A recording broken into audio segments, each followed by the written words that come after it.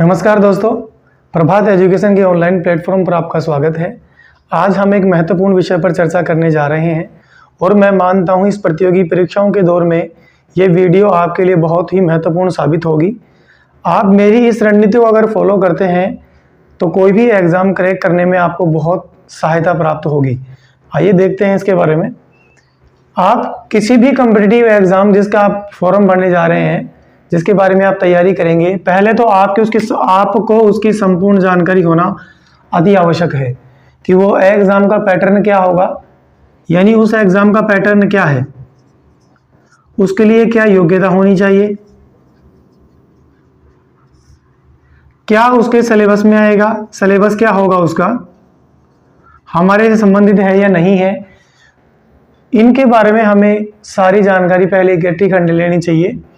दूसरा जो टॉपिक है, अगर हमने मान लीजिए हम उसके लिए एलिजिबल है, हमने फॉर्म भर दिया, उसके बाद हमें उस जो भी विषय है उसका सिलेबस निकलवा लेना चाहिए। उसकी हार्ड कॉपी आप निकलवा लें और उस सिलेबस को ध्यान से बैठकर देखें कि इसमें किस किस टॉपिक जुड़े हुए हैं, कौन कौन से टॉपिक आएंगे और किस टॉपिक में कितने प्रश्न आएंगे। इसके लिए हमें पुराने प्रश्नों को भी देखना बहुत जरूरी है कि उस एग्जाम से संबंधित आप पुराने सभी प्रश्नों का अवलोकन करते रहें, ताकि एग्जाम से आए हुए पुराने प्रश्नों का अवलोकन आप करेंगे तो आपको ये पता चल जाएगा कि किस टॉपिक से कितने प्रश्न आए हैं और कैसे प्रश्न पूछे जाते हैं, प्रश्नों का लेवल क्या रहता है।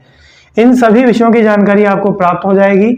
तो महत्वपूर्ण जो बात है, वेरी मोस्ट इंपोर्टेंट, आपको मैं बताता हूं कि आप कोई भी चाहे एग्जाम दें या कोई भी एग्जाम हो जाए, पहले आपको उसके सिलेबस के बारे में पता होना बहुत जरूरी है कि हमारे सिलेबस में है क्या क्या और कौन सा टॉपिक कितने नंबर का है। यह हमें तभी पता चलेगा जब उसका सिलेबस हमें पता होगा। तो आप सिलेबस की एक हार्ड कॉपी अपने पास अवश्य रखें, ये काम आप जरूर करें। तीसरा जो महत्वपूर्ण कार्य है वो कार्य ये है कि उस सिलेबस को देखने के बाद आपको ये पता होना चाहिए कि ये टॉपिक किस बुक में मिलेंगे। और मैं ये मानता हूं कि आप इसके लिए जो प्रमाणिक पुस्तकें होती हैं, ऑथेंटिक बुक्स होती हैं, प्रमाणिक पुस्तकें, उनका ही अध्ययन करें। दूसरी बात, एक एनसीईआरटी की बुक्स चलती हैं अपने जो स्कूलों में चलती हैं, और एक होती है आरबीएससी की जो पुस्तकें चलती हैं, उन पुस्तकों का भी आप अवलोकन अवश्य करें। लेकिन इस बात का ध्यान रखें कि इन पुस्तकों को पूरी नहीं पढ़ें, जो टॉपिक हमारे सिलेबस में है उन्हीं टॉपिकों का अध्ययन करें, यानी जो टॉपिक हमारे सिलेबस में है उन्हीं का अध्ययन करें। आप ऐसा नहीं कि पूरी बुक को लेके बैठ जाएं, पूरी बुक में, ऐसा नहीं है। एक बात और आपको मैं बताता हूं, ये पूरी पुस्तकें आपको खरीदने की आवश्यकता नहीं है। आप अपने किसी मित्र के पास ले लीजिए, उनके पास लेकर वो टॉपिक जो आपके हैं उनके नोट्स बना लीजिए। नोट्स बनाना बहुत जरूरी है, ये मान के चले आप, क्योंकि लास्ट एग्जाम का टाइम जब होता है उसमें हमें अपने नोट्स ही पढ़ने होते हैं, क्योंकि हम बुक्स पढ़ने का टाइम हमारे पास नहीं होता है। तो जो भी आप टॉपिक पढ़ें उसके नोट्स अवश्य बनाएं, छोटे शॉर्ट नोट्स बनाएं।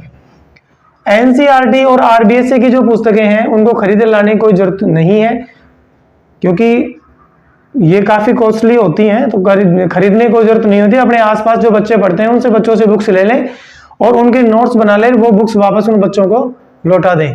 तीसरी जो बात होती है, एक अपना बेस्ट टाइम टेबल आप बनाएं, उस टाइम टेबल के अकॉर्डिंग ही अपना अध्ययन रखें।